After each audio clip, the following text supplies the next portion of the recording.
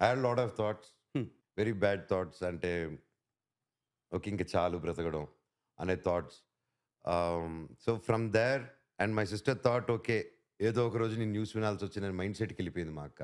మనకి అంత చీకటయిపోయినప్పుడు ఇంతే అనిపిస్తుంది బ్రదర్. బట్ మనం ఎవరితో మాట్లాడకుండా చేయడం కరెక్ట్. మా అక్క అడ్వైస్ చేసేది. ఎప్పుడైనా నన్ను మాట్లాడు ఒక థెరపిస్ట్‌తో మాట్లాడి, "ఏయ్! నాకేమన్నా సైకో అనుకుంటున్నావా? పిచ్చి అనుకుంటున్నావా నాకు? నువ్వు మాట్లాడుకో థెరపిస్ట్‌తో."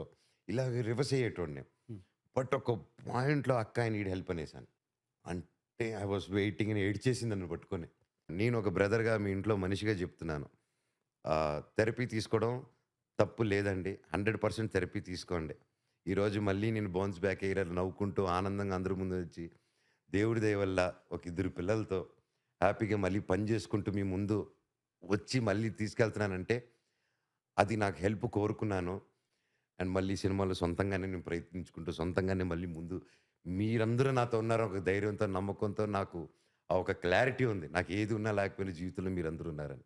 సో, ఆ డ్రైవింగ్ ఫోర్సే ఈరోజు మనోజ్ ఈరోజు ఇక్కడ కూర్చున్నాడు. ఇలా ఉన్నాడు. నేను చాలా అంటే థెరపీకెళ్ళాలి జనాలు అని జెప్పి నేను ఫీల్ నేను అవుతాననమాట. 100% వెళ్ళాలి 2, 3 క్లాసులకెళ్ళాలి రోజు.